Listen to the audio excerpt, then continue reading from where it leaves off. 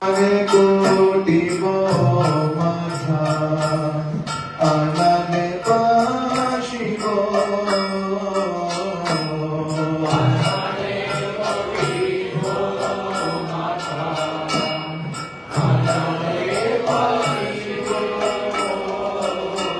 Gaurangera Gunanidhi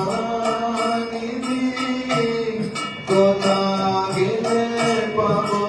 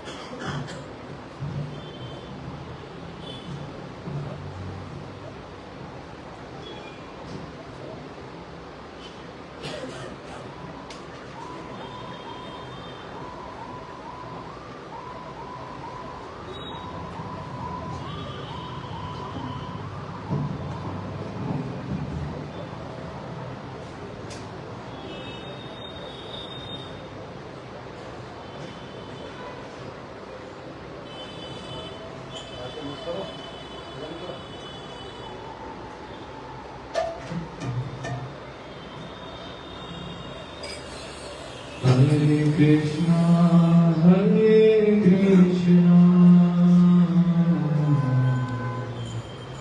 Krishna Krishna, Hare Hare,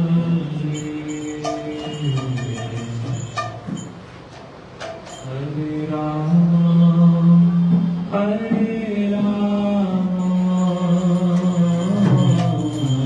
Rama Rama, Hare Hare.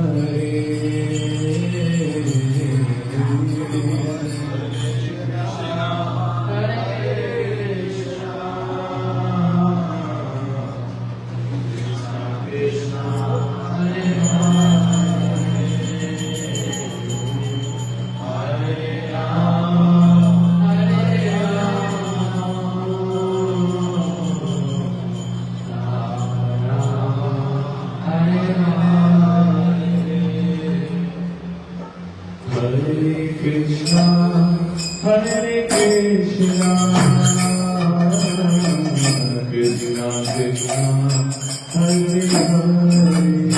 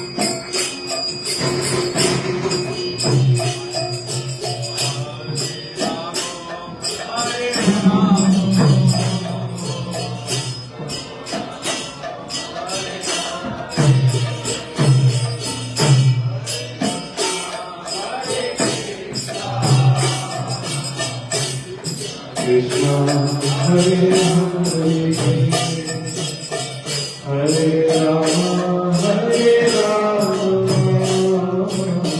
Rama, Hare Krishna, Hare Hare, Hare Rama, Hare Rama, Rama Rama, Hare Hare Krishna, Hare Krishna, Krishna Krishna, Hare Hare, Hare Rama, Hare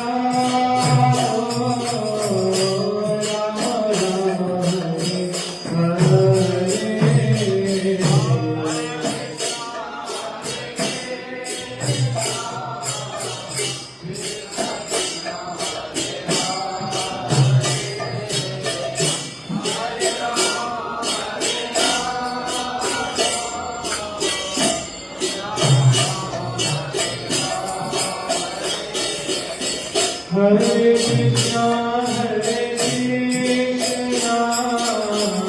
Krishna Krishna, Hare Hare, Hare Rama,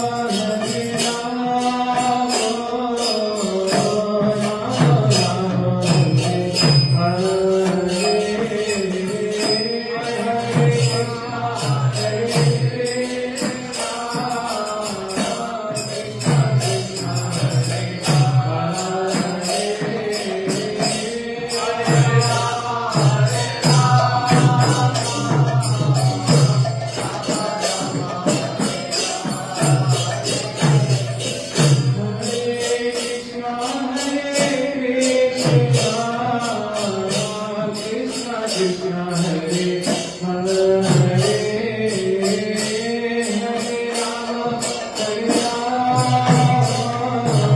Rama,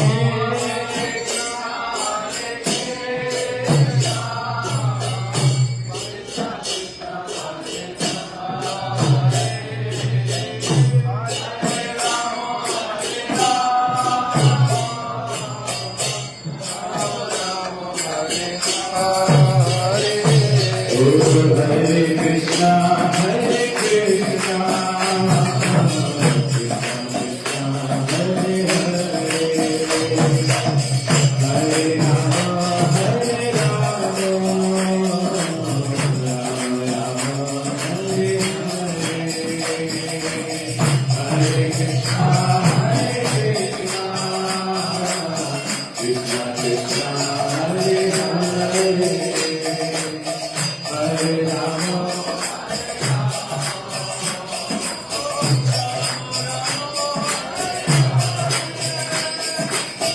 Hare Krishna, Hare Krishna,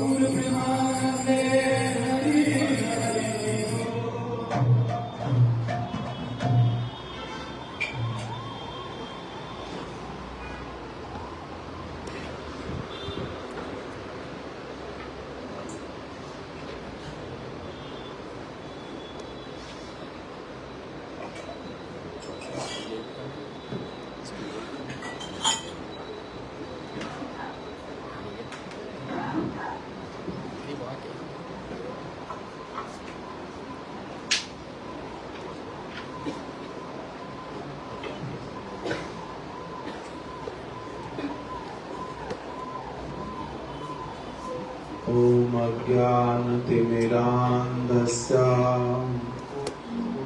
ज्ञानाञ्जनशलाकया चक्षुरुन्मीलितं येन तस्मै श्रीगुरवे नमः।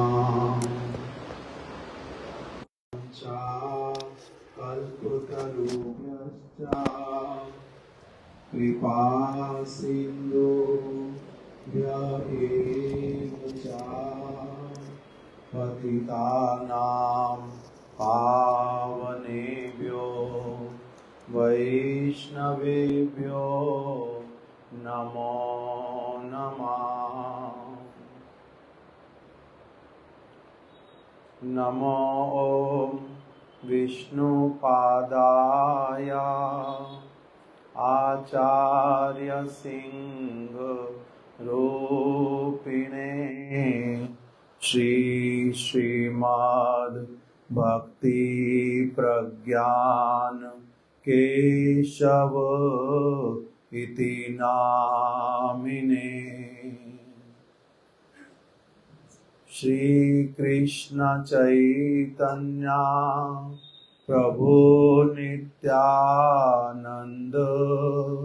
श्री अद्वैत गदाधर शिवासादि गौर भक्त वृंद। हरे कृष्णा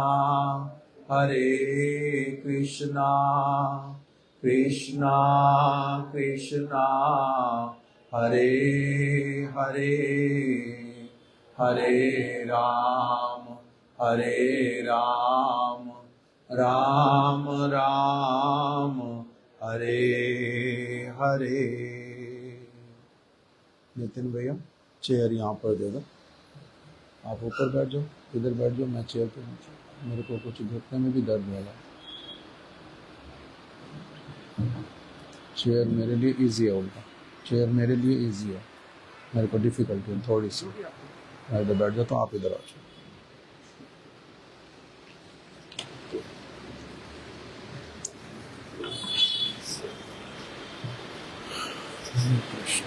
हरे कृष्ण।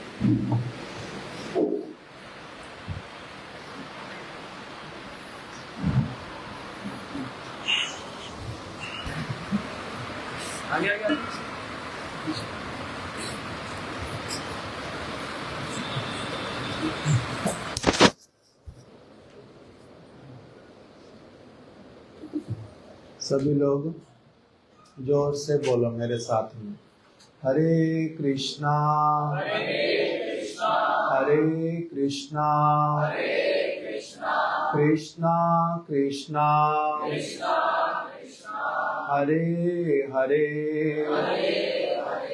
हरे राम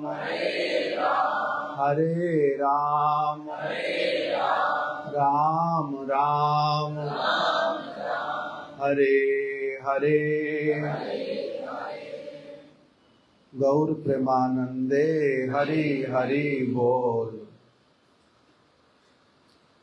आज शुभ कार्तिक मास का प्रारंभ है और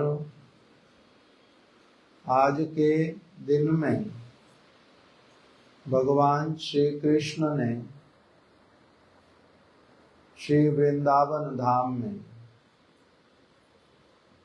उनकी लीलाओं में से सबसे जो श्रेष्ठ लीला चक्रवर्ती जो रास लीला, उसी को वही आज के दिन में रास लीला हुई थी। इसलिए कृष्ण की जो शारदीय रास पूर्णिमा, वो भी आज के दिन में। फिर उसके साथ ही साथ कार्तिक मास जो है, इसमें अनेक अनेक प्रकार के जो भगवान की लीलाएं, कृष्ण की विशेष विशेष लीलाएं इस कार्तिक मास में हुई। हमारे गुरुदेव कार्तिक मास में प्रत्येक वर्ष हम लोगों ने जब से उनकी कृपा से उनका दर्शन किया तभी से देखा, प्रत्येक वर्ष कार्तिक मास की परिक्रमा बड़े आनंद के साथ में उन्होंने सारे भक्तों को करवानी। स्थान स्थान पर भक्तों को बड़े ही प्रेम से गुरुदेव निमंत्रण करके आते थे कि कार्तिक का महीना आने वाला, आप सभी लोग वृंदावन में आ जाओ। हम लोग ब्रज मंडल की जो लीला स्थलियां हैं वहां पर आप लोगों को लेकर के जाएंगे। विशेष विशेष स्थानों पर गुरुदेव लेकर के जाते थे। परिक्रमा मथुरा से प्रारंभ होती थी, विश्राम घाट पर जाते थे, जमुना जी के तट पर। संकल्प वहां पर गुरुदेव ग्रहण करवाते थे, सभी को प्रार्थना करवाते थे, जमुना जी को और धाम को, समस्त वैष्णवों को, कि इनके सामने क्या करते हैं, हम लोग संकल्प करते हैं, अर्थात प्रार्थना करते हैं अपने हृदय की, कि हम लोग एक विशेष कामना को लेकर के यहाँ पर उपस्थित हुए हैं। हमारी वो कामना हमारे केवल इच्छा करने से पूरी नहीं हो जाएगी, इसीलिए यमुना महारानी, गुरु पाद पद्म, वैष्णव गण कृपा करें जिससे हमारा संकल्प जो हम प्राप्त करें। इस प्रकार से संकल्प करवा के फिर कितने सारे स्थानों पर सुबह शाम गुरुदेव ने कथा करनी। दामोदर अष्टकम नामक ग्रंथ में से, भजन रहस्य में से, कभी उपदेशामृत, कभी माधुर्य कदम्बिनी, कभी श्रीमद् भागवत के प्रसंग, अलग अलग गुरुदेव ने हम लोगों को सुबह भी संध्या के समय में भी कथा करवानी, कथा गुरुदेव ने श्रवण करानी। और फिर बहुत सारे स्थानों पर दर्शनों के लिए लेकर के जाते। वृंदावन के कितने सारे स्थान हो, वृंदावन की पूरी पंचकोशी परिक्रमा भी करवाते। सेवा कुंज, निधुवन, इमली तला, श्रृंगार वट और मदन मोहन मंदिर, गोविंद देव, गोपीनाथ, दामोदर जी, राधा श्याम सुंदर, राधा रमण, राधा गोकुलानंद, उधर धीर समीर, गोपीश्वर महादेव, वंशी वट, इस प्रकार से सब लीला स्थलियां वृंदावन की इन स्थानों पर लेकर के जाते। वहां की रज में सबको प्रणाम करवाते और फिर वहां का गुरुदेव महात्म्य सुनाते।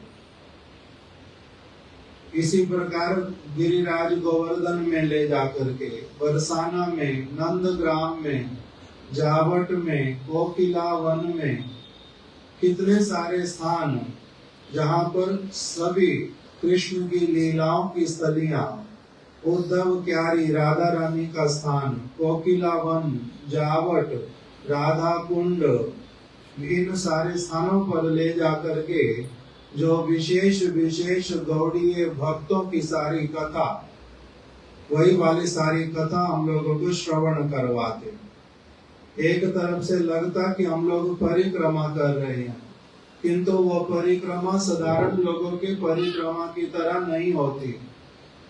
साधारण लोगों की परिक्रमा का अर्थ केवल होता है एक स्थान से दूसरे स्थान पर, जैसे गोवर्धन की परिक्रमा करते हैं तो वो एक जगह से चलते हैं और चलते चलते बातें करते हुए, कहीं पर बैठते हुए, कहीं पर कुछ खाते पीते और वापस अपना उसी स्थान पे लौट आते, परिक्रमा पूरी हो गई।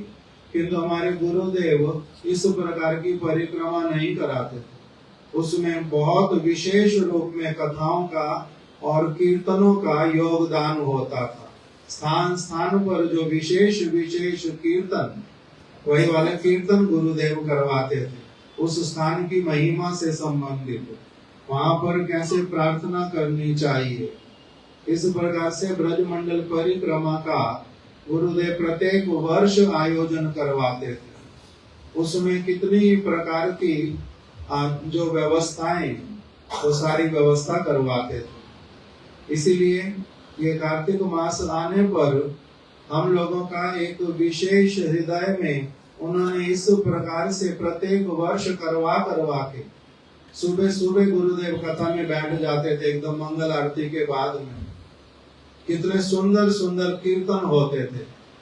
उसके बाद में गुरुदेव की कथा, और इस प्रकार का एक वातावरण जो कि सारे कीर्तन और जिस प्रकार की कथाएं, वो एक बहुत ही जो अप्राकृत दिव्य वातावरण प्रस्तुत हो जाता। उसी प्रकार प्रत्येक वर्ष, और वो सब कुछ करना बढ़ाते थे कि देखो अगर वहां पर नहीं जा पा रहे हो तब क्या करना है। स्पर्श वहां पर जाकर के साक्षात रूप में नहीं कर पा रहे, किंतु कान के माध्यम से, कथा के माध्यम से अवश्य उन सारे स्थानों का क्या करना, संपर्क, उसका स्पर्श करना। उन वो सारी लीला स्थलियां जो है बहुत विशेष हैं, उनमें कृष्ण प्रेम प्रदान करने की शक्ति है। इसलिए हमारे गुरु वर्ग जो है उन स्थानों के लिए प्रार्थनाएं करते हैं।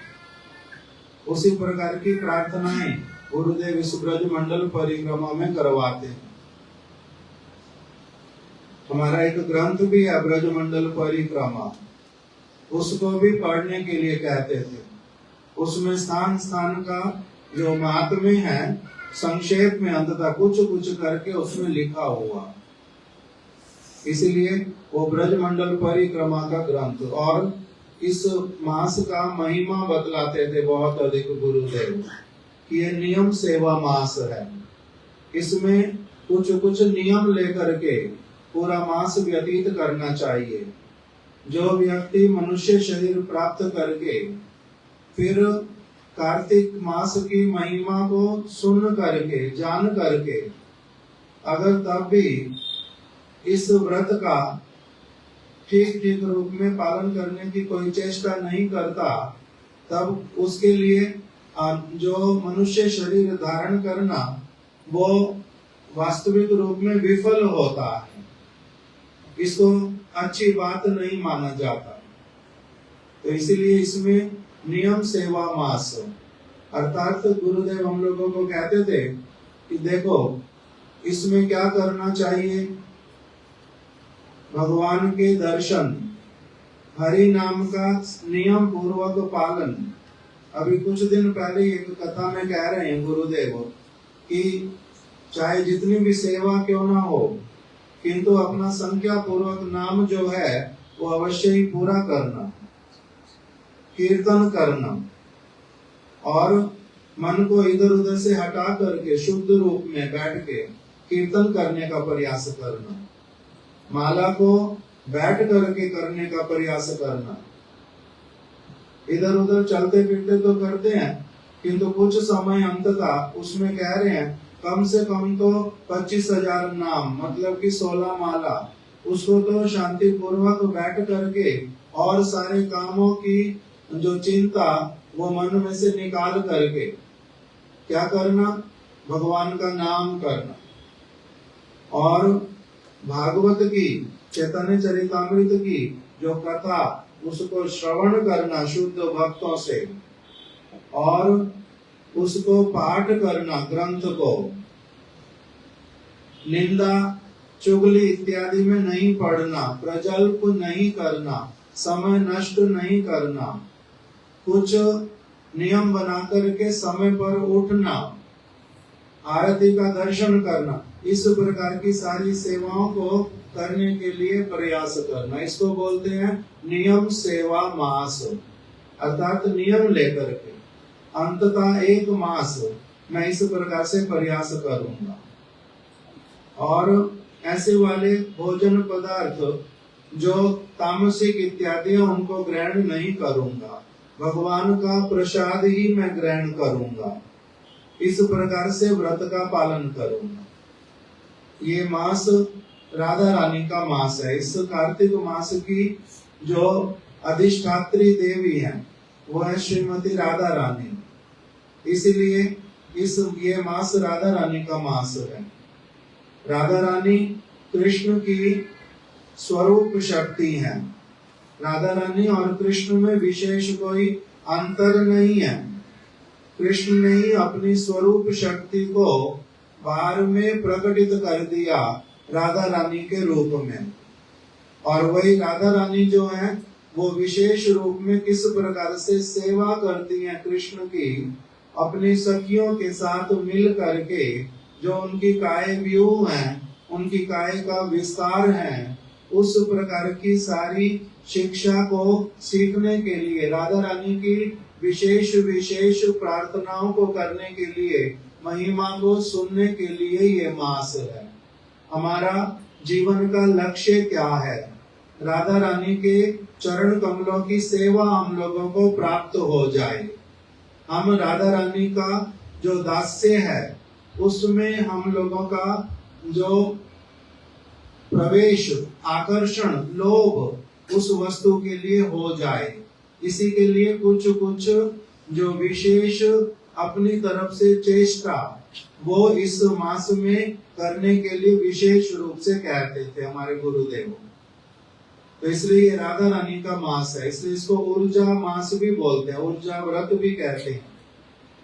ऊर्जेश्वरी श्रीमती राधा रानी है, ऊर्जा का मूल स्रोत, जहाँ से वास्तविक रूप में चिद बल, चिद शक्ति की प्राप्ति होती है। इस प्रकार का ये बहुत पवित्र मास, इसमें अनेक अनेक जो लीलाएं हैं वो हुई हैं। गोवर्धन धारण लीला, दाम बंधन लीला, और कंस का वध किसी एक समय में, अक्रूर जी का ब्रज आगमन, ऐसे करके अलग अलग बहुत सारी ब्रज की जो लीलाएं हैं वो इस मास में हुई हैं। इसी मास में हमारे गुरु वर्गों के आविर्भाव, तिरुभाव तिथि भी बहुत सारी हैं। इसीलिए इस मास को बड़े ही आनंद के साथ में हमारे गुरुदेव के कृपा पात्र, जिन्होंने थोड़ा समय भी उनका दर्शन, संग, कृपा प्राप्त की है, उन सब का भी, और जिन्होंने अधिक दिनों तक किया उनका तो फिर कहना क्या। इस कार्तिक मास के आने पर सबकी अलग अलग प्रकार की एकदम से भावनाएं जो हैं वो अपनी आप से इस मास का आदर करने की उत्पन्न होती हैं। इस प्रकार से ये कार्तिक मास, इसी में ही हमारे परम गुरुदेव का जो है शुभ तिरोभाव तिथि, प्रथम दिवस पूर्णिमा के दिन है। रास लीला एक विशेष लीला, उसी में हमारे परम गुरुदेव ने संध्या के समय में आरती के लगभग थोड़ी देर के बाद में अथवा उसके आसपास ही एकदम से, उस समय उस दिन चंद्र ग्रहण का समय था। सारे घर घर में, अभी कीर्तन में भी हम लोगों ने पढ़ा, घर घर में सभी लोग चंद्र ग्रहण आने पर क्या करते हैं? भगवान के नामों का कीर्तन करते हैं। सभी जगह नाम कीर्तन हो रहा था। हमारे परम गुरुदेव नवद्वीप धाम में, नवद्वीप के मठ में वहां पर उपस्थित थे, श्री देवानंद गौड़िया मठ में। वहीं पर ही गुरुदेव हमारे वर्णन करते हैं कि किस प्रकार से वो अपना संध्या के समय में सारे भक्त लोग वो अपना कीर्तन कर रहे थे, हरे कृष्ण महामंत्र उच्च स्वर में। उसी के बीच में ही परम गुरुदेव भी साथ साथ में बोल रहे हैं, हरे कृष्ण कृष्ण कृष्ण हरे हरे, हरे राम। इस प्रकार से कह करके हमारे परम गुरुदेव ने इस जगत से प्रयाण किया। तो इसलिए आज उनकी शुभ तिरोभाव तिथि है। हमारे जो गुरु वर्ग, विशेष रूप में हमारे गुरुदेव और उनके ज्येष्ठ गुरु भ्रातागण शिला भक्ति वेदांत त्रिविक्रम गोस्वामी महाराज जी और शिला भक्ति वेदांत वामन गोस्वामी महाराज जी और हमारे परम गुरुदेव के बहुत प्रिय उनके गुरु भ्राता और उन्हीं से संन्यास ग्रहण करने वाले श्रीला भक्ति वेदांत स्वामी महाराज जी, ये सभी लोग हमारे परम गुरुदेव की बहुत अधिक महिमा जो है, वास्तविक उनकी जो महिमा, इन्होंने साक्षात रूप में उसका दर्शन किया था। उनका भजन करने का परिपाटी, उनकी गुरु निष्ठा, उनका जो वास्तविक रूप में सरल हृदय वाले लोग, उनके प्रति उनका किस प्रकार का प्रीति, और फिर जो लोग दुष्ट प्रवृत्ति के हैं उनके प्रति कैसे वज्र के समान कठोर थे, कैसे असत्संग को पूरी तरह से एकदम से अपने से संपूर्ण रूप में दूर रखते थे, और विशेष विशेष जो शुद्ध भक्त उनका संग करना, इस प्रकार के सारे गुणों से हमारे परम गुरुदेव पूरी तरह से विभूषित थे। और अपने गुरुदेव श्रीला प्रभुपाद भक्ति सिद्धांत सरस्वती ठाकुर, ये हमारे जो गुरु वर्ग हैं, इसमें जो सारी विचारधारा पालन करते हैं, ये भगवान श्री कृष्ण से चली आ रही जो शिक्षा, ब्रह्मा जी, नारद जी, फिर वेद व्यास जी इत्यादि, आगे श्री चैतन्य महाप्रभु, रूप गोस्वामी, सनातन गोस्वामी, फिर हमारे प्रभुपाद जी, हमारे परम गुरुदेव, ये लोग एक के पश्चात एक कैसे हैं, अभिन्न हैं एक दूसरे से, इनमें कोई अंतर नहीं है। उनका आचरण, इनका आचरण, इनकी उपदेशावली, उनकी उपदेशावली, इनका आदर्श, उनका आदर्श अलग अलग नहीं है। ये लोग उसी प्रकार से, जैसे भगवान की वाणी, भगवान का उपदेश, भगवान का परम पवित्र चरित्र, उसी प्रकार की सारी चीजों से ये लोग भी युक्त, बड़ा ही पवित्र आचरण करने वाले, अनेक अनेक लोगों को शिक्षा और अपनी शरण देने वाले। इसलिए उनका भी आज शुभ तिरोभाव तिथि है। उनकी बहुत सारी महिमा हमारे गुरुदेव वर्णन करते थे कि किस प्रकार से वो जो है निर्भीक वक्ता थे, और जो निडर होकर के जो सत्य वाणी, उसका सब समय कीर्तन करते थे, सब समय कीर्तन करते थे। अल्प सेवा बहु करी मानी, कोई अगर थोड़ी सी सेवा कर देता था प्रीति पूर्वक, किसी में अगर थोड़ा थोड़ा सेवा का जो गुण है वो देखते थे तो उसके प्रति बड़े प्रसन्न होते थे। और अगर कोई व्यक्ति केवल मात्र दूसरे लोगों को ठगने के लिए कुछ भी करता है, अगर उसका ठीक ठीक रूप में प्रभुपाद जी के चरणों में अनुराग नहीं है, उसके प्रति वज्र के समान कठोर भी होते थे। और बड़े सुंदर सुंदर उन्होंने राधा विनोद बिहारी जी का स्तुति कीर्तन इत्यादि लिखा। राधा चिंता निवेशेना, बहुत बड़े रसिक वैष्णव थे। रूप गोस्वामी जी के विचारों वाला हमारे गुरुदेव का एक कथा है, उसमें वो अलग अलग प्रमाण दिखला रहे हैं कि कैसे रूप गोस्वामी जी जिस प्रकार की विचारधारा को लेकर के आए, वही शुद्ध विचारधारा भक्ति विनोद ठाकुर प्रभुपाद जी से हमारे परम गुरुदेव में पूर्ण रूप में प्रकटित हुई। उसी प्रकार की भावनाओं से युक्त थे। और राधा रानी के अनुगत्य में, रूप मंजरी के अनुगत्य में कैसे भजन करना होता, वो सब कुछ उसी उन्हीं भावनाओं में पूरी तरह से निमग्न थे। ऐसे वाला कहकर के उनका महिमा हमारे गुरुदेव वर्णन करते थे। श्रीला त्रिविक्रम गोस्वामी महाराज जी ने तो आरती इत्यादि लिख के उनके लिए उनका जो स्तुति अष्टकम लिख करके उनका वास्तविक रूप में कैसा महिमा उसको प्रकाशित किया है कि कैसे उन्होंने सारा जीवन अपने गुरु जी की मायापुर धाम इत्यादि की कैसे उन्होंने सेवा की निष्कपट रूप में, और उनका जीवन कैसे बड़ा प्रेरणादायक था, ये सारी वस्तुएं उसमें वर्णन करते हैं। अभी हम लोग थोड़ा कुछ कथा पहले हमारे श्रीपाद संजय प्रभु जी से श्रवण करेंगे, उसके बाद में फिर कुछ और कथा हम लोग कार्तिक मास की परम गुरुदेव की श्रवण करेंगे।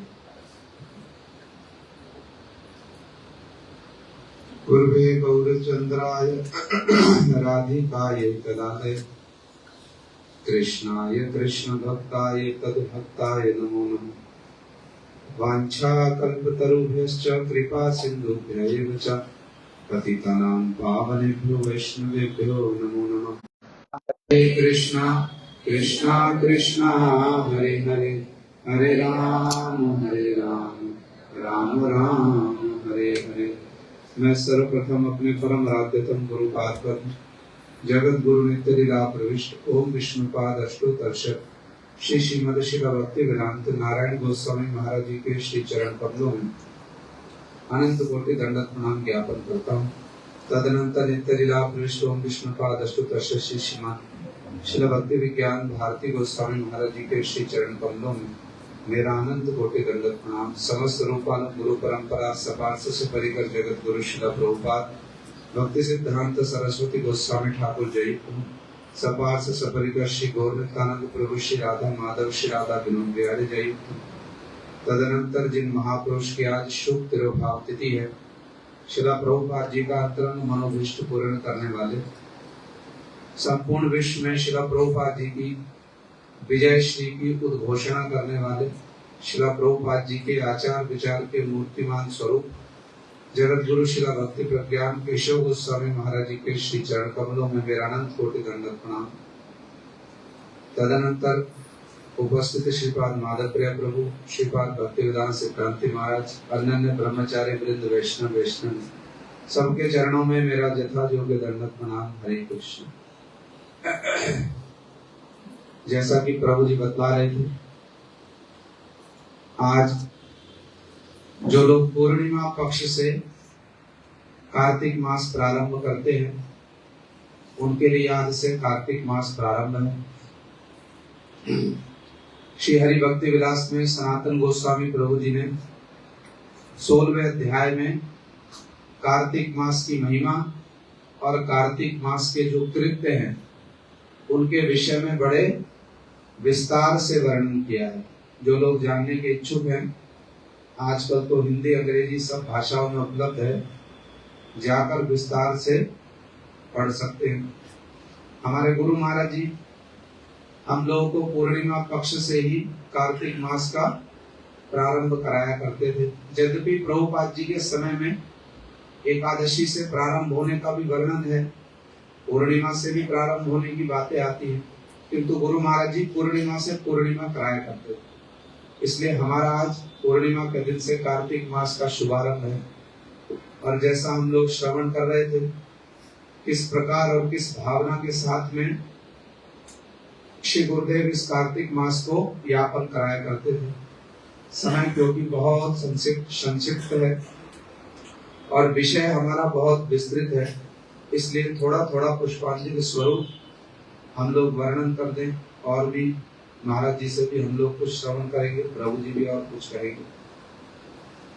आज श्री कृष्णचंद्र की श्रीमती राधिका की शारदीय रास पूर्णिमा है।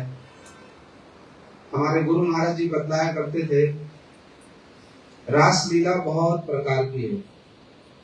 शारदीय रास है, नित्य रास है, वासंती रास है, पंचायती रास है, बहुत प्रकार का रास है।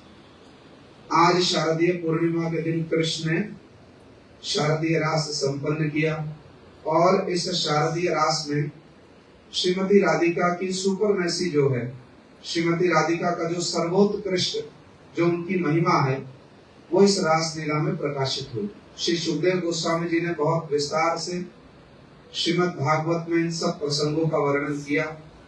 तासाम तत् सौभग मदम भिक्षयमानं च केशवम प्रश्माय प्रसादाय तत्र मंत्र दिए। समस्त गोपियों के प्रश्माय मान को दमन करने के लिए और प्रसादाय श्रीमती राधिका के चित्त को संतुष्ट और प्रसन्न करने के लिए राधा जी को मान हुआ और कृष्ण राधा जी को तत्रैवांतर दिए थे। राधा जी को साथ में लेकर रास लीला से अंतर ध्यान हो गए। पहले राधा जी के मिलन की उत्कर्षता स्थापित की और फिर श्रीमती राधिका के विरह की उत्कर्षता स्थापित की। तो ये रास लीला कृष्ण की सर्वोच्च लीला है। इसी रास लीला के शुभ दिन हमारे परम गुरु महाराज जी ने अपनी अप्रकट लीला को प्रकट किया। गुरु महाराज जी कथा में बतला रहे थे, बड़े भावुक होकर के बहुत गदगद कंठ से कह रहे थे, श्रीमती राधिका ने देखा होगा रास में कुछ कमी हो रही है। गुरु जी की कथा है, आप लोग भी श्रवण कर सकते हैं। श्रीमती राधिका ने देखा होगा रास में कुछ कमी हो रही है, तो राधा जी ने अपनी प्रिय विनोद मंजरी को रास में आकर्षण कर लिया।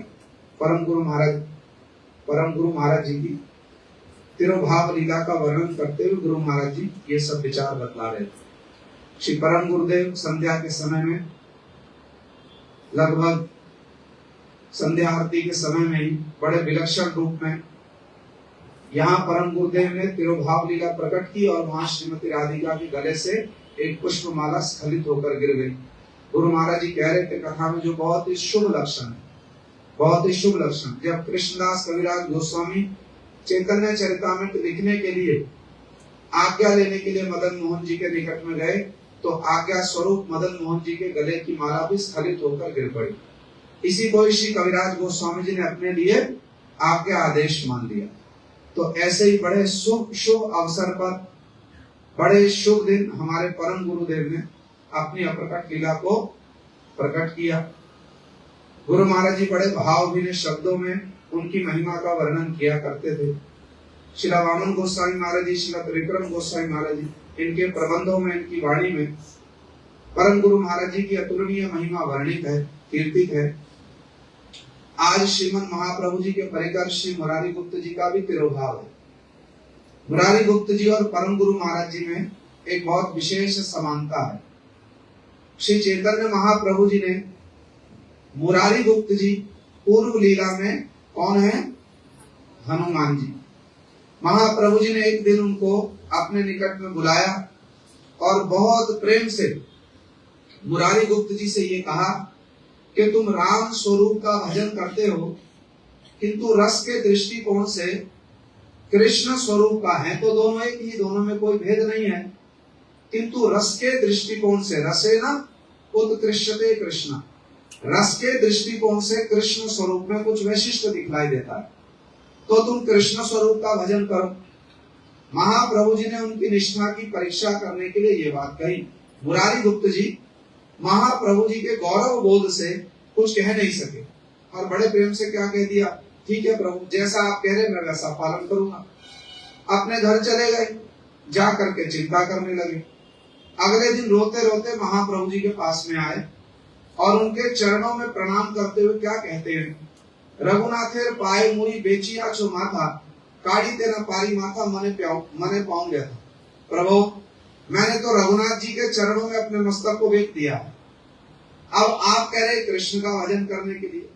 जब मैं रघुनाथ जी के चरणों से अपने मस्तक को निकाल कर, माने अपने हृदय को निकाल कर कृष्ण के चरणों में लगाता हूँ, तो काड़ी तेना पारी माथा मने प्याऊं व्यथा, बड़ी मन में व्यथा हो रही। महाप्रभु जी ने सुनकर गले लगा दिया, अरे तुम्हारी अपने इष्ट के प्रति जो निष्ठा है ना, उसकी परीक्षा लेने के लिए हमने ऐसी बात कही। तुम्हारी जो अपने इष्ट के प्रति निष्ठा है, श्री राम जी के प्रति निष्ठा, वो अतुलनीय है। तुम राम जी का ही भजन करो, इसी में तुम्हारा परम मंगल है। महाप्रभु बड़े संतुष्ट हो।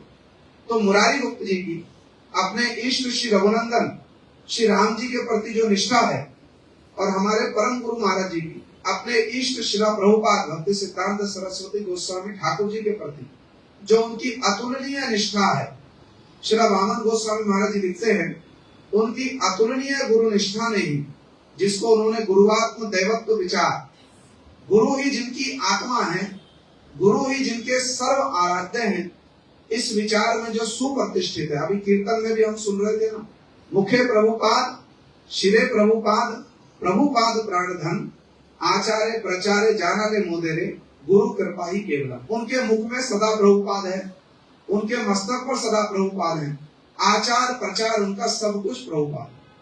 प्रभुपाद जी के प्रति जो उनकी अतुलनीय असमूर्त जो उनकी निष्ठा है, श्री वामन गोस्वामी महाराज जी लिखते, उस निष्ठा ने उनको उनके सतीर्थों में एक विशेष स्थान पर सुप्रतिष्ठित कर दिए। उनके जो गुरु भ्रातागण हैं वो भी उनकी अतुलनीय गुरु निष्ठा का बार बार उदाहरण दिया करते, बार। हमारे परम गुरु महाराज जी वो बहुमुखी प्रतिभा के धनी थे, बहुमुखी प्रतिभा के धनी। उनका चरित्र बड़ा विलक्षण है।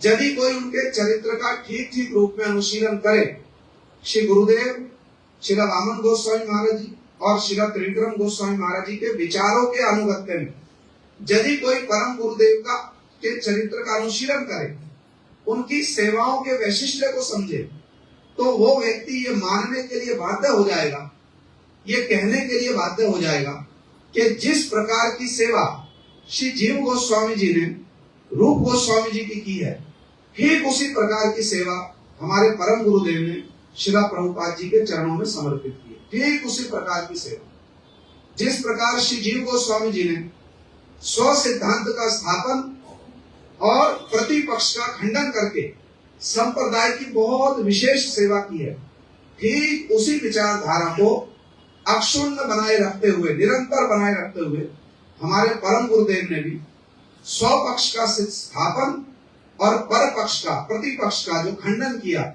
वो अतुलनीय है, अतुलनीय। बहुमुखी प्रतिभा के धनी थे। श्रीला प्रभुपाद जी के हृदय को सब प्रकार से जानने वाले थे और विशेष करके प्रभुपाद जी ने अपने हृदय में परम गुरु जी को जिस परिमाण में प्रवेश करने की अनुमति प्रदान की, वो अपने आप में परम गुरु जी का विशेष वैशिष्ट्य है। गुरु महाराज जी कथा में इस बात को कह रहे थे, शिष्य का शिष्यत्व इस विचार पर आधारित है कि उसने अपने गुरु जी के हृदय में कितना प्रवेश किया। अब गुरु जी के हृदय में जो प्रवेश है वो अपनी चेष्टा से नहीं हो सकता भाई। हम सोचे कि हम साधन करके गुरु जी के हृदय में प्रवेश कर जाएंगे, ऐसा नहीं हो सकता। परम गुरु जी ने तो स्वयं इस बात को लिखा प्रबंध में। बहुत बड़े बड़े सन्यासी ब्रह्मचारी लोग दीवारात अक्रांत परिश्रम करके भी प्रभुपाद जी के मन को नहीं पा सके, प्रभुपाद जी के मन को नहीं पा सके। परम गुरु जी स्वयं लिख रहे इस बात है। मुक्त महापुरुष के हृदय की जो टान है, उनके हृदय की जो वृत्ति है, उसमें प्रवेश करने का सौभाग्य किनको मिलेगा, किनको मिलेगा। शौनक जी ने सूत गोस्वामी जी से जब प्रश्न किए ना 6 प्रश्न, तो प्रश्न करने से पहले एक बहुत अच्छी बात थी। उन्होंने कहा ब्रूयु श्रींगस्य शिष्यस्य गुरुवो गुह्यम अभ्युता। और इस श्लोक की टीका में प्रभुपाद जी ने बहुत सुंदर विचार कहा है। शौनक जी सूत गोस्वामी जी से कह रहे हैं, आप तो वेद व्यास जी के निकट, सुखदेव गोस्वामी जी के निकट बैठ करके आपने बहुत सी कथाएं श्रवण की हैं। और प्रभु ब्रूयु स्निग्धस्य शिष्यस्य, जो स्निग्ध शिष्य होते हैं ना, जिनका गुरु जी के चरणों में निर्मल अनुराग होता है, उनको तो श्री गुरुदेव शास्त्रों के गूढ़ विषय भी जो सबको बतलाए नहीं जाते वो भी बतला देते। ये बात क्यों कही शौनक जी ने? सूत गोस्वामी जी की महिमा उत्थापित करने के लिए कही। क्यों? क्योंकि हे सूत जी, आप तो स्निग्ध शिष्य हो, आपने तो वेद व्यास जी और सुखदेव गोस्वामी जी की सेवा करके, आपकी स्निग्धता के कारण उन्होंने शास्त्रों के जो गूढ़ रहस्य हैं वो सब भी आपको प्रदान किए। तो वहां पर प्रभुपाद जी विवृत्ति में लिखते हैं, भाई गुरु के हृदय को प्राप्त करने की बहुत गंभीर बात है। यदि समझ में आए तो गुरु के हृदय को जानने की, गुरु के हृदय में प्रवेश करने की जो योग्यता है ना, वो स्निग्धता है। बस स्निग्धता का बहुत सुंदर अर्थ प्रभुपाद जी ने किया है, बहुत सुंदर अर्थ, जिनकी और विशेष रूप से जानने की इच्छा है टीकाओं में प्रवेश करके देख लेंगे।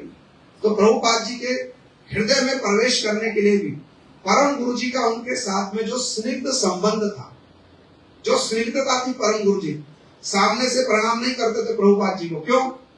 प्रभुपाद जी को कोई प्रणाम करे तो प्रभुपाद जी कहते थे दासो अस्मि, मैं आपका दास हूं। सामने से प्रणाम नहीं करते थे, पीछे से प्रणाम किया करते थे।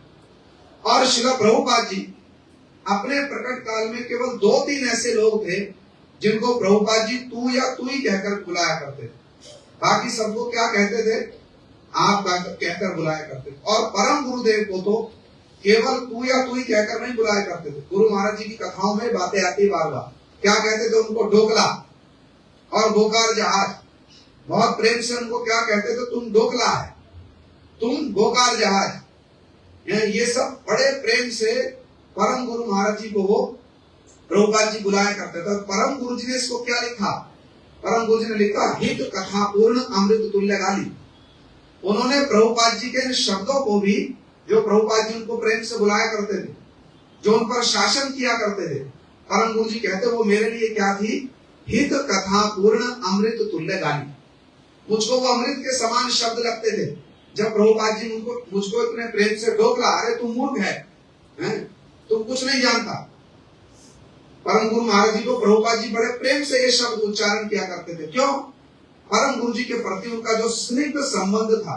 गुरु महाराज जी कहते हैं उनके ऊपर में सब प्रकार से शासन किया करते थे, सब प्रकार से।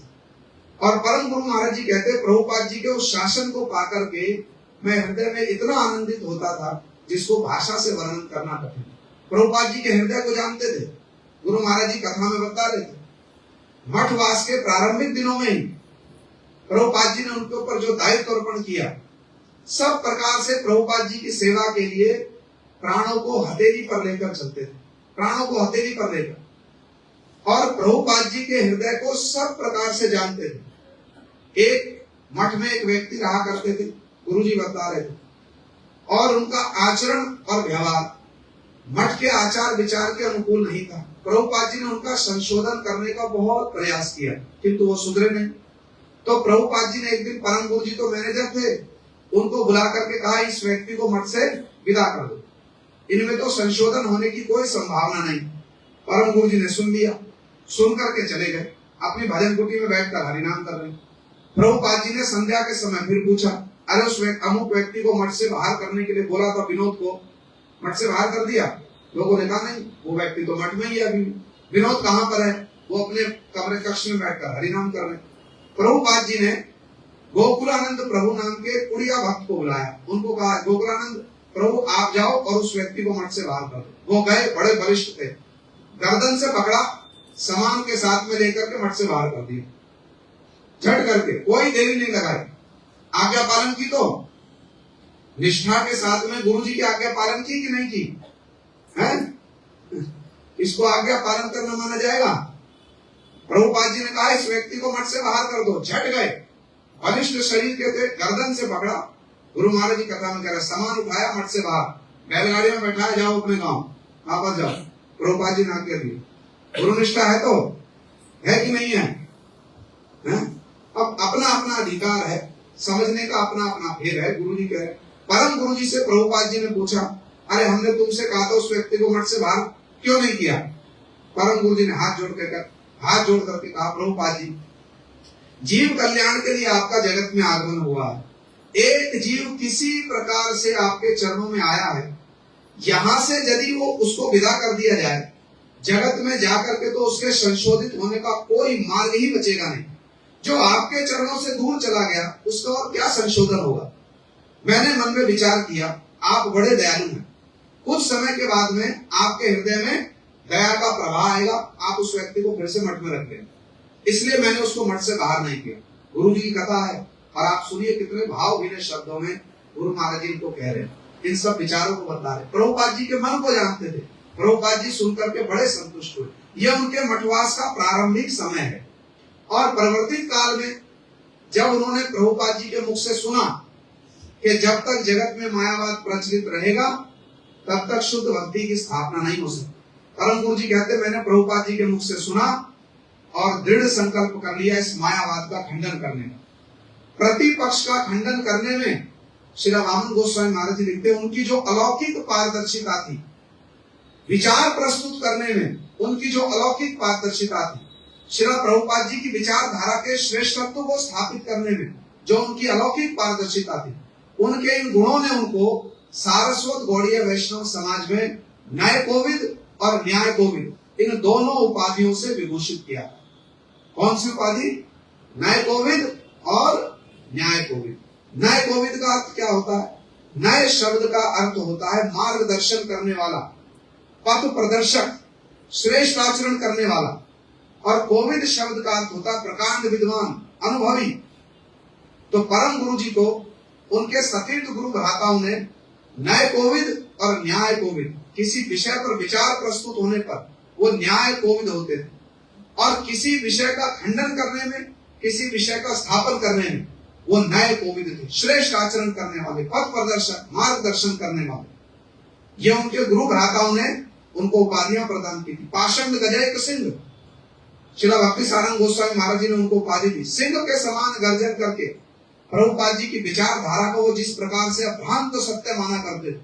जगत के लोग कहते हैं सत्यम बुर्यात प्रियम बुर्यात, है ना विचार, सत्य बोलो प्रिय बोलो, किंतु यदि अप्रिय सत्य हो तो वो मत बोलो। परम गुरु जी कहते हैं ये पाखंडता है। सत्य चाहे कितना भी अप्रिय हो, सदा सर्वदा सर्व काल में सत्य कहना ही कर्तव्य है, और सत्य कहने से वो कदापि पश्चात पद नहीं होते। उन्होंने प्रभुपाद जी का आश्रय ग्रहण किया और प्रभुपाद जी की सेवा के लिए जैसे जीव गोस्वामी जी ने रूप गोस्वामी जी की सेवा किया, प्रतिपक्ष का खंडन करके और स्वपक्ष का स्थापन करके, परम गुरु जी ने उसी प्रकार से प्रभुपाद जी की अतुलनीय सेवा की। मायावाद का खंडन करने में जो उनकी अतुलनीय कीर्ति है, जो युक्ति तर्क वो प्रस्तुत किया करते थे, श्री वामन गोस्वामी महाराज जी कहते हैं कोई कल्पना भी नहीं कर सकता था ऐसी युक्ति, ऐसे तर्क जो हैं, ऐसी युक्ति और ऐसे तर्क वो स्थापित किया करते थे परम गुरुदेव। लोग सुनकर के चमत्कृत हो जाया करते थे और प्रतिपक्ष के विचारों से ही प्रतिपक्ष का खंडन कर दिया करते थे। शंकराचार्य जी के विचारों का परम गुरु जी ने जिस प्रकार से खंडन किया है, अपने आप में अतुलनीय है। मायावाद की जीवनी वैष्णव विजय जो ग्रंथ है, उसको उसको थोड़ा सा अनुशीलन करके देखिए। परम गुरु जी की जो पारदर्शिता है, विचारों में जो उनका इतना प्रगाढ़ और सूक्ष्म प्रवेश है, अपने आप में अतुलनीय अतुलनीय। एक एक दोष को परम गुरु जी ने उठा करके जगत के सामने प्रकट कर दिया, जगत के सामने प्रकट कर दिया। ये मायावाद जो है सिद्ध साधन दोष है। इसमें इस मायावाद में बाधित अनुवृत्ति दोष है, उन्हीं के विचारों से उन्हीं का खंडन कर दिया। सिद्ध साधन दोष क्या है? यदि कोई कहता है अहम ब्रह्मास्मि, मैं ही ब्रह्म हूं, तो यदि कोई भ्रम है तो फिर ब्रह्म को ब्रह्म होने के लिए, ब्रह्म को ब्रह्म में प्रतिष्ठित होने के लिए, ब्रह्म को ब्रह्म में मिलने के लिए फिर साधन करने की क्या आवश्यकता है? यदि अहम ब्रह्मास्मि, मैं ही ब्रह्म हूं, फिर ब्रह्म को साधन करने की क्या आवश्यकता है? साधन करके वो फिर से ब्रह्म हो जाएगा। यदि वो पहले से ही ब्रह्म है, वो सत्ताहीन ब्रह्म है, तो ब्रह्म को ब्रह्म होने के लिए साधन की क्या आवश्यकता है? ये है सिद्ध साधन दोष। और बाधित अनुवृत्ति दोष क्या है? परम गुरु जी कहते जिस विषय को अनुसरण कर रहे हो उसका ही खंडन कर रहे हो, और जिसका खंडन कर रहे हो उसका ही अनुसरण कर रहे हो। यह है बाधित अनुवृत्ति दोष। बाधित अनुवृत्ति है, हम किसी गुरु का अनुसरण कर रहे हैं, फिर उसी गुरु की निंदा कर रहे हैं। ये ठीक बात है? तो ठीक बात है ये है? आचार्य शंकर ने क्या सिद्धांत दिया? ब्रह्म सत्य, जगत मिथ्या, जीवो ब्रह्मैव नापर। ये जगत ब्रह्म सत्य है, ये जगत क्या है? जगत मिथ्या है। कैसे मिथ्या है? स्वप्न की भांति मिथ्या है। ये जगत जो है स्वप्न की भांति मिथ्या है। स्वप्न मिथ्या है कि नहीं है? वैष्णव लोग स्वप्न को मिथ्या मानते हैं कि नहीं मानते? स्वप्न मिथ्या है कि नहीं है? हमको तो सपना ही नहीं आता प्रभु जी, सीधा उत्तर है। स्वप्न तत्व को वैष्णवों ने मिथ्या माना कि नहीं माना? अरे गौड़िया मठ वाले, हम गौड़िया मठ वाले, गौड़िया मठ वालों को गौड़िया मठ की विचारधारा का कुछ तो ज्ञान होना चाहिए कि नहीं? ये तो बेसिक प्रश्न है हमारे। वैष्णव लोग स्वप्न तत्व को मिथ्या नहीं मानते, मानते हैं। श्री कृष्णदास कविराज गोस्वामी जी को स्वप्न दिया किसने? नित्यानंद प्रभु जी ने, मिथ्या हुआ। माधवेंद्र पुरीपाद जी को स्वप्न दिया गोपाल जी ने, मिथ्या हुआ। गोपाल जी प्रकट हुए कि नहीं हुए? स्वप्न तत्व मिथ्या हुआ। किंतु मायावादी लोग स्वप्न तत्व को, श्री शंकराचार्य जी ने स्वप्न तत्व को क्या माना है? मिथ्या माना है। स्वप्न तत्व को मिथ्या मान करके इस जगत को मिथ्या बताया कि ये जगत कैसा है? स्वप्न के अनुसार ये जगत भी मिथ्या है। जैसे स्वप्न मिथ्या है ना, वैसे ये जगत भी मिथ्या है। किंतु जिस विषय को मिथ्या बतला रहे हैं उसी विषय का अनुसरण कर रहे हैं। शंकराचार्य जी की जीवनी में ये बात आई। शंकराचार्य जी केरल प्रदेश के चिदम्बरम नाम के गांव में प्रकट हुए, विशिष्टा नाम की ब्राह्मणी के गर्भ से। विशिष्टा नाम की ब्राह्मणी का पाणी ग्रहण विवाह किया था किसने? विश्वजीत नाम के ब्राह्मण ने। किंतु बहुत दिनों तक उनके कोई संतान नहीं हुई। विश्वजीत जी घर छोड़कर जंगल चले गए। जब जंगल चले गए तो विशिष्टा ने, शंकराचार्य जी की माता जी ने उनके ग्राम में देवता थे शिव जी। उन्होंने अपना जीवन शिव जी को समर्पित कर दिया, रात दिन शिव जी की सेवा करती है। और थोड़े दिन के बाद में वो गर्भवती हो गई। जब गर्भवती हो गई, पति तो बहुत समय पहले ही जंगल चले गए, तो जब गर्भवती हो गई तो लोक लज्जा के भय से उन्होंने आत्महत्या करने का विचार बना लिया। जब आत्महत्या करने का विचार बना लिया, किसने? किसने? शंकराचार्य जी की माता जी आत्महत्या करने के लिए प्रस्तुत हो गई। तो उनके विशिष्टा के जो पिताजी थे, उनका नाम था मगमंडन, उनको स्वप्न आया, अरे तुम्हारी जो पुत्री है विशिष्टा, उसके गर्भ में साक्षात शंकर विद्यमान है, सावधान उसकी मृत्यु ना हो, जाओ उसकी रक्षा करो। किसको स्वप्न आया? शंकराचार्य जी के नाना जी को स्वप्न आया, गए अपनी पुत्री की रक्षा की। थोड़े दिन के बाद में शंकराचार्य जी का जन्म हुआ। तो परम गुरु जी कहते हैं, एक और तो कहते हो स्वप्न तत्व मिथ्या है, और दूसरी ओर क्या कह रहे हो? शंकराचार्य जी के नाना जी को सपना आया, फिर वो अपनी पुत्री के पास में गए, जाकर के अपनी पुत्री की रक्षा की और शंकराचार्य जी का जन्म हुआ। तो या तो स्वप्न तत्व को मिथ्या मानो या शंकराचार्य जी के जन्म को मिथ्या मानो। भाई एक बात को तो मिथ्या मानो, जिस बात का खंडन कर रहे हो उसी बात का पालन कर रहे हो, जिसका पालन कर रहे हो उसी का खंडन कर रहे हो। ये क्या है? बाधित अनुवृत्ति दोष।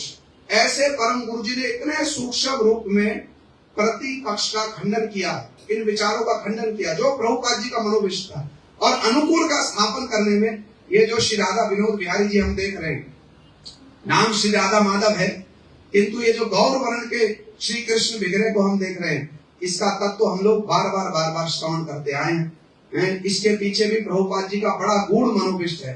साधारण जो उन्नत उज्जवल रस से जो भजन करने वाले लोग हैं ना, वो जब विरह की बात आती है तो कौन से विरह की चिंता करते हैं? राधा जी को जो कृष्ण से विरह होता है। किंतु परम गुरु जी कहते हैं, भक्ति विनोद ठाकुर जी का विचार है, श्री कृष्ण विरह राधिकार दशा आमी तो सहित नारी।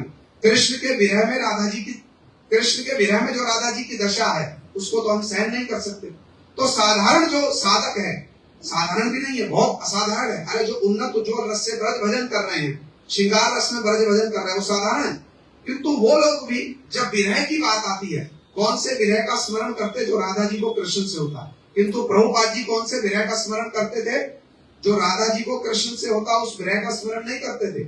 कृष्ण को राधा जी से विरह होता है, उसका प्रभुपाद जी स्मरण किया करते थे। ये जो श्री विग्रह है ना गौर वर्ण के, कृष्ण राधा जी की चिंता करते करते, राधा चिंता निवेशेन यस्य कांतिर विलोपिता श्री कृष्ण चरणम वंदे राधा लिंगित विग्रह। ये राधा लिंगित के भी दो अर्थ हमारे परम गुरु जी ने किए। परम गुरु जी की जीवनी में सब कुछ विषय प्रस्तुत हैं, जाकर के अनुशीलन कर सकते। तो परम गुरु जी ने विचार दिया, गौड़ीय वेदांत समिति का आदर्श है। जगत के लोग समझते वेदांतिक थे बहुत हैं, किंतु जो जानते हैं उनके चरित्र को, गुरु महाराज जी कहते हो परम रसिक थे, परम रसिक। गुरु परम गुरु जी ने इस बात को कहा, गौड़ीय वेदांत समिति का आदर्श क्या है? कृष्ण राधा जी के विरह में राधा जी की चिंता करें, यही गौड़ीय वेदांत समिति का आदर्श है। ये हमारे परम गुरु जी बड़े बहुमुखी प्रतिभा के धनी थे। उन्होंने सब प्रकार से प्रभुपाद जी के मनोविष्ट को पूर्ण किया है। उनकी गुरुनिष्ठा अतुलनीय अपराकृत है। हमारी उनके चरणों में यही सकातर प्रार्थना है, वो हमारे ऊपर में कृपा करें, जिससे वास्तविक गुरु निष्ठा का कुछ अंश हमारे हृदय में भी प्रकाशित हो। गौर प्रेमानंदे हरि हरि।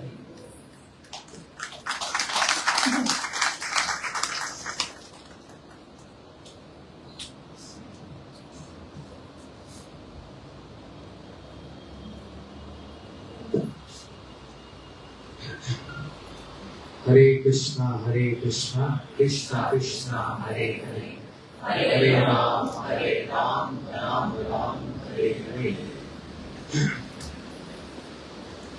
आज प्रातः काल से ही वृंदावन में और सभी स्थानों पर पूरे विश्व में,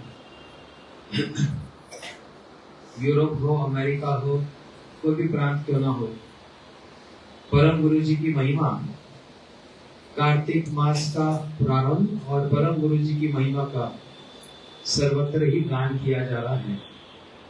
विभिन्न विभिन्न दृष्टिकोण से, क्योंकि वो महिमा कोई सीमित नहीं है, वो असीमित है।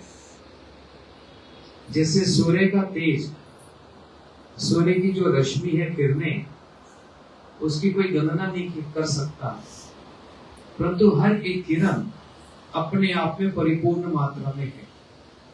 ये नहीं कहा जा सकता एक किरण का प्रकाश अधिक है, दूसरी किरण का कम है। तो उसी प्रकार हमारे गुरु वर्ग, हमारे आचार्यगण, उनमें भी कोई साधारण आचार्य नहीं जिनको आचार्य केसरी कहा गया। ऐसे परम गुरु जी की महिमा भी किसी एक दृष्टिकोण से ले लो, उसकी ही इतनी विस्तृत व्याख्या है कि उसी में ही इतना समय लग जाए उसको समझने में और उसको श्रवण कीर्तन करने में। हम लोगों ने पूर्ववक्ताओं के मुंह से श्रवण किया किस प्रकार प्रभुपाद जी के मनोभीष्ट सेवा, प्रभुपाद जी ने रूप गोस्वामी जी के मनोभीष्ट सेवा को स्थापित किया, परंतु प्रभुपाद जी के मनोभीष्ट सेवा, मनोभीष्ट को श्री परम गुरु जी ने स्थापित किया अपने आचरण के द्वारा, अपने प्रचार के द्वारा और अपनी लेखनी के द्वारा और अपने भावों को प्रकाशित करने के द्वारा। बहुत प्रकार के इसका विस्तार है। जैसे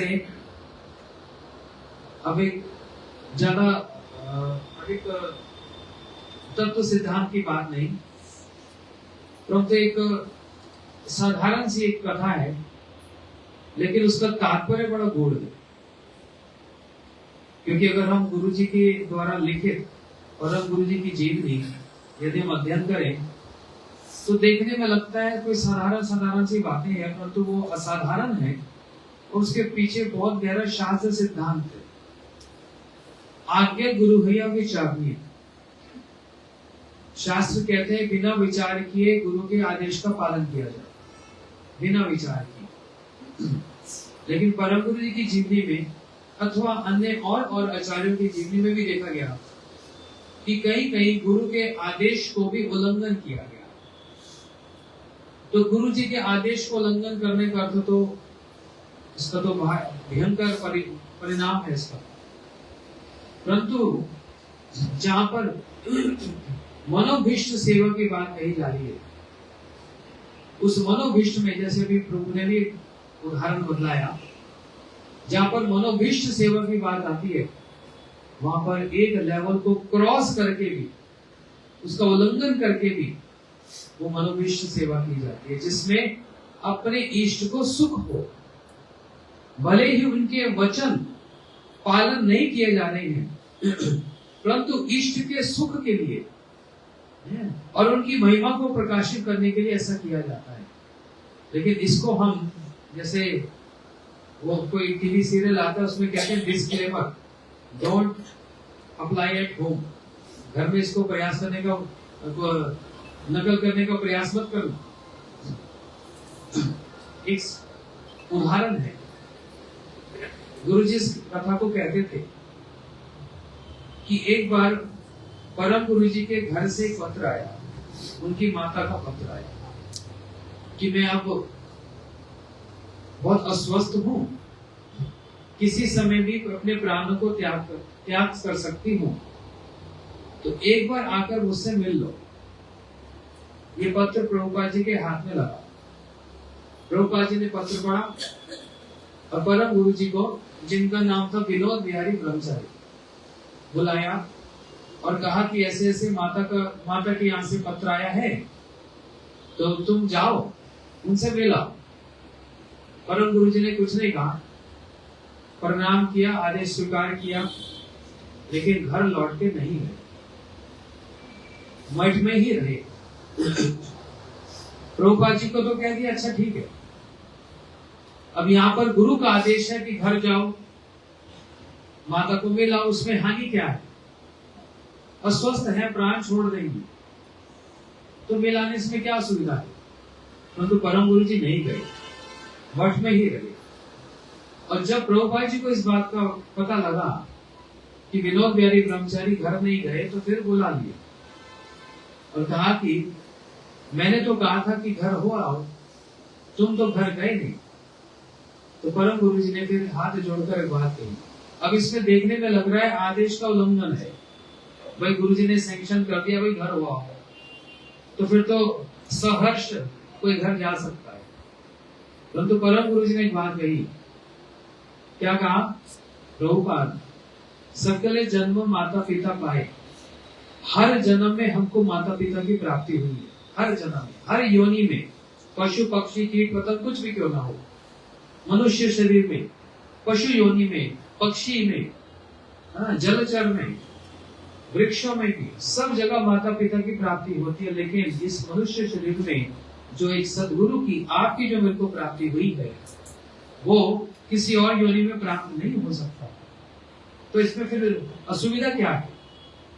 भाई प्रभुपाद जी की प्राप्ति हुई है, सदगुरु की प्राप्ति हुई है, तो घर जाने में असुविधा क्या? तो असुविधा ये है कि घर में जाकर यदि माता ने मेरा हाथ पकड़कर कहा कि पुत्र मैं तो कभी भी प्राण छोड़ दूंगी, थोड़े दिन यही रह जाओ या फिर पूरा ही यही रह जाओ, उनके आंखों में आंसू देखकर यदि मेरा हृदय पिघल गया और मेरे भाव परिवर्तन हो गए, आपकी सेवा से मैं वंचित हो जाऊंगा, आपकी सेवा से मैं वंचित हो जाऊंगा। इसलिए इस भय से मैं घर नहीं जा रहा। गुरु जी बताते थे, इस भय से परम गुरु जी घर नहीं गए। अब परम गुरु जी को कोई भय है? कोई भय हो सकता है उनको? नहीं। परंतु किस प्रकार से एक आदर्श के स्थापन करना, अपने ही उदाहरण से एक आदर्श का स्थापन किया, जिसमें उनके जो इष्ट हैं प्रभुपाद, उनको प्रसन्नता हुई या अप्रसन्न हुए कि मेरे आदेश का इन्होंने उल्लंघन किया। वो आदेश का उल्लंघन प्रसन्नता का विषय है कि अप्रसन्नता का विषय है? प्रभुपाद जी को सुनकर प्रसन्नता हुई। इसलिए ऐसे कुछ सेवाएं हैं जिन सेवाओं के द्वारा या फिर गुरु का आदेश उल्लंघन करना दिख रहा है, परंतु वास्तव में वो है नहीं, वो उनके मनोभिष्ट को ही स्थापित करता। परम गुरु जी ने प्रभुपाद जी के मनोभिष्ट को नाना प्रकार से स्थापित किया, अपने औजस से, अपने तेज से। जैसे आज हम लोग बिना किसी विघ्न के श्री मायापुर जाते हैं, नवदी परिक्रमा में जाते हैं, तो प्रभुपाद जी के गणों में कुछ गण ऐसे हुए जिन्होंने क्या बोलते हैं, श्रील महाराज जी बोलते थे behind the scene, behind the curtain, और कुछ उन्होंने आगे आकर प्रभुपाद जी की सब सेवा की, और कुछ उन्होंने बिहाइंड द सीन होकर सेवा की। उस श्रेणी में हमारे गुरु महाराज जी भी, जिन्होंने ग्रंथ प्रकाशन के माध्यम से गौड़ीय सिद्धांत का सारे विश्व में प्रचार किया, प्रकाशन सेवा के द्वारा और अन्य सेवाओं के माध्यम से भी।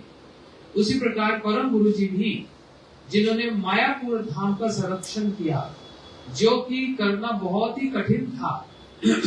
जिस मायापुर धाम को सारे जगत में प्रचार करने के लिए प्रभुपाद जी ने गवर्नर जनरल को भी मायापुर में निमंत्रण दिया, जहां पर परम गुरु जी व और जो आचार्य गण हमारे गुरुवर्ग हुए, उनके ये जो ब्रह्मचारी जो वेश है वो भी उतार कर पैंट कोट पहना दिया।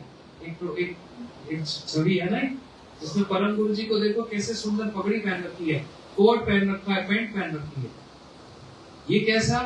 ब्रह्मचारी कोट पैंट पहनेंगे, सन्यासी कोट पैंट पहनेंगे, लेकिन यहाँ पर जो इंटेंट है, जो उद्देश्य, वो इतना ऊंचा है।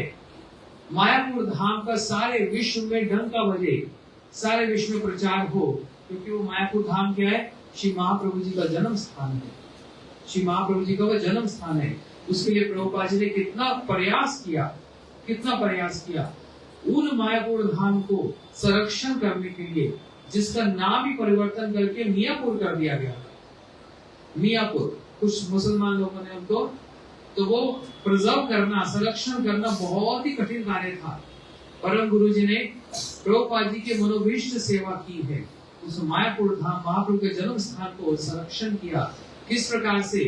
एक घोड़े पे सवार होकर एक जमींदार जैसे होते हैं, क्योंकि जमींदार परिवार के थे, इसलिए उनके लिए कोई अस्वाभाविक क्रिया नहीं थी, ये स्वाभाविक क्रिया थी। घोड़े पे सवार होकर अपना कैसे तेज दिखलाना, अपना प्रभाव दिखलाना।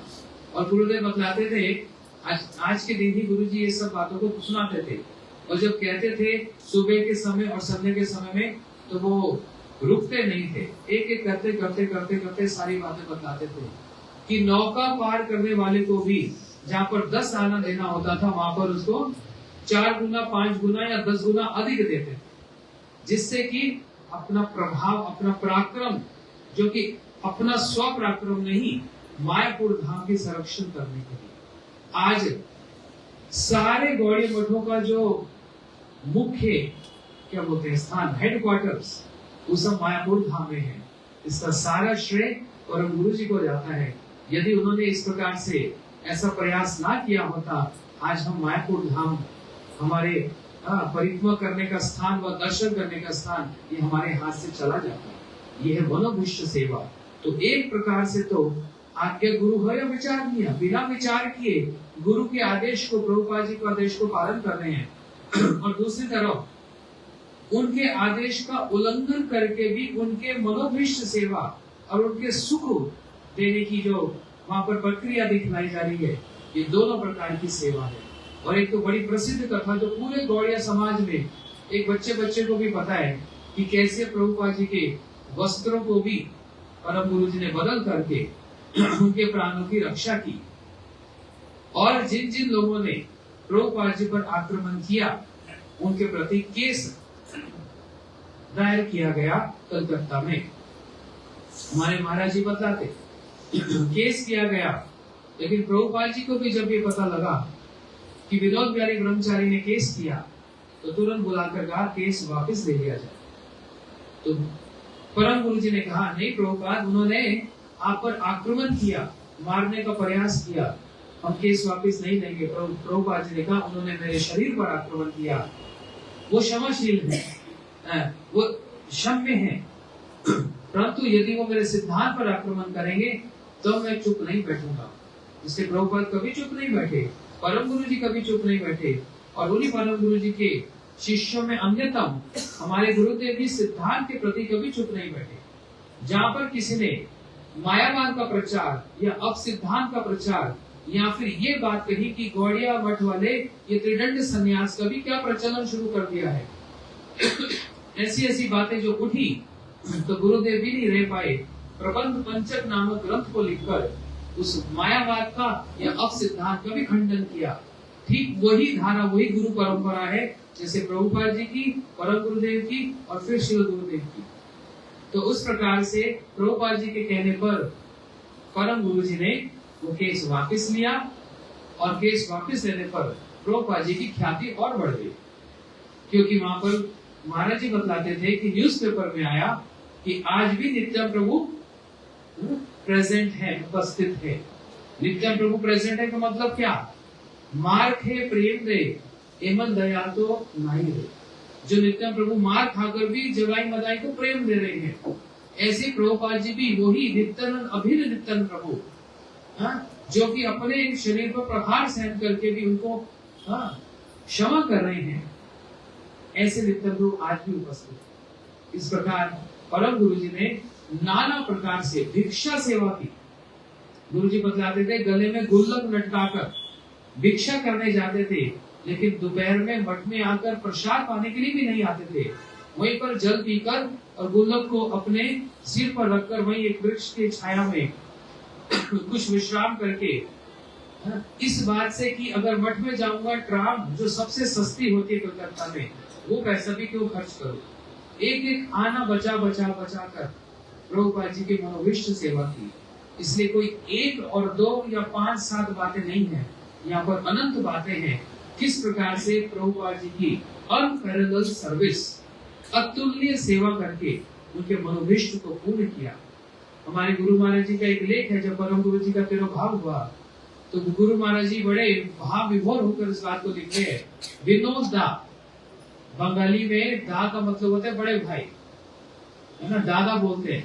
तो विनोद दा कह के संबोधन करते हुए कि हम जो चैतन्य मठ में आते थे, हमारे आने का उद्देश्य आपके साथ आपका संग प्राप्त करना ही था। आज ये पृथ्वी शून्य हो गई है, संगहीन हो गई है। अब हमको चैतन्य मठ आने की क्या आवश्यकता, हमें आपका अभाव प्रतीत होता है। इस प्रकार बड़े भाव विभोर होकर गुरु महाराज परम गुरु जी की इस महिमा का गान कर रहे हैं कि जिन्होंने प्रभुपाद जी के मनोविश्व को स्थापित किया। बातें तो बहुत है, कथा भी बहुत है। 9:15 बज गया, अभी आगे का कार्यक्रम। बोलो श्री भक्ति प्रज्ञान केशव गोस्वामी महाराज की जय। अभी हम लोग कार्तिक मास है, सभी लोग दीप दान करेंगे। सभी लोग उठ करके आ जाएंगे। हमारे 1-2 भक्त लोग आप लोगों को सभी को रसोई में से दीपक दे देंगे सभी के हाथ में।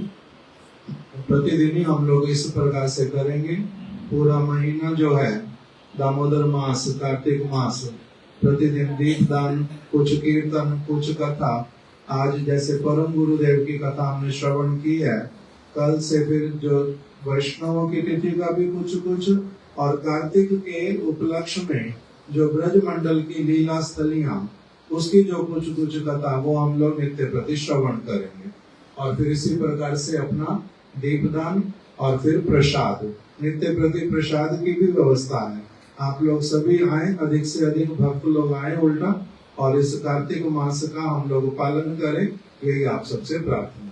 अभी सभी खड़े हो जाते हैं। अपने घर में प्रसाद ना पाओ, पूरा महीना यहीं पर ही 6 बजे लेकिन आ जाओ। कीर्तन होगा, अष्टकम पाठ करेंगे, कथा होगी सुंदर सुंदर, और यहीं पर ही ठाकुर जी का प्रसाद खाओ। ये नियम सेवा बना लो कि राधा मानव बड़े मठ में प्रसाद पाना, घर में नहीं पाना। गौर प्रेमानंदे।